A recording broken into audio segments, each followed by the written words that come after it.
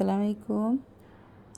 আমি এখন রান্না করব আলু পটল দিয়ে বাটা মাছ চচ্চড়ি। প্রথমে একটা কড়াই গরম করে কড়াইতে তেল, বাটা মাছ ভাজে নেব। ভাজির পরে ভালো করে উল্টা পাল্টা মাছগুলো সুন্দর করে ভেজে নিতে হবে।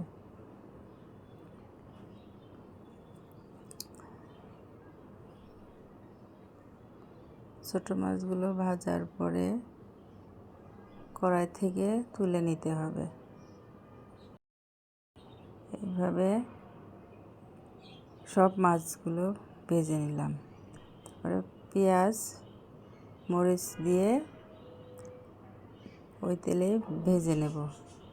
তারপরে রসুন বাটা আর জিরে বাটা দিয়ে একটু কষায় নেব। কাঁচা মশলার ফ্লেভারটা চলে গেলে একটু পানি দিব, লবণ দিয়ে পানি দিব।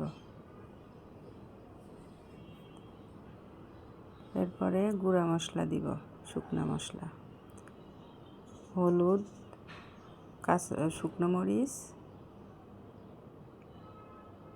দিয়ে একটু ধনের গুঁড়া দিয়ে কিছুক্ষণ কষায় নিয়ে একটু পানি দিয়ে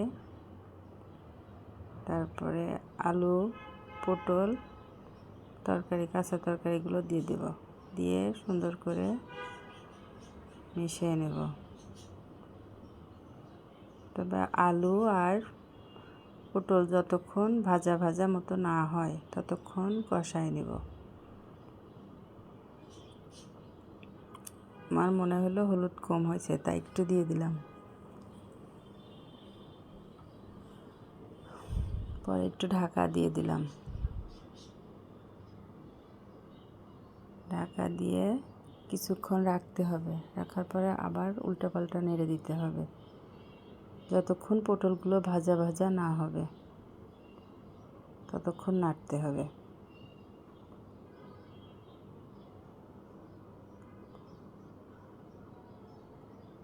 তারপরে ভাজা হলে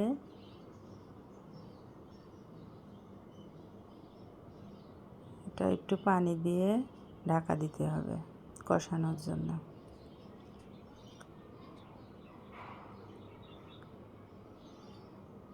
মাঝে মাঝে ঢাকনা তুলে ভালো করে নাড়ে আবার ঢাকা দিয়ে রাখতে হবে। তারপরে ভেন্ডি দিয়ে দিলাম, 5-6টা ভেন্ডি টুকরো করে কেটে দিয়ে দিলাম এর মধ্যে। কষানো হলে পরে ঝোলের অল্প একটু পানি দিব যাতে গাও মাখা মাখা একটু ঝোল থাকে।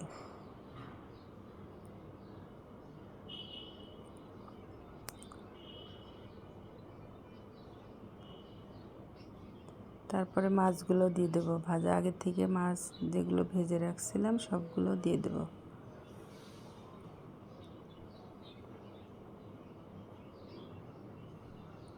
দিয়ে এরপরে একটু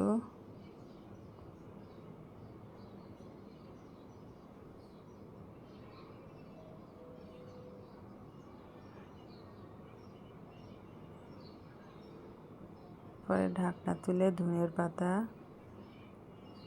আর ভাজা জিরের গুঁড়া দিয়ে নাড়াচাড়া করে একটু রেখে দেব।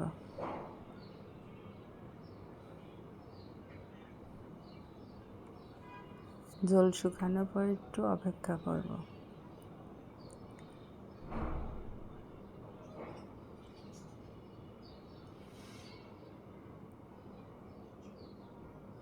এই তো হয়ে গেল আমাদের মাছ রান্না।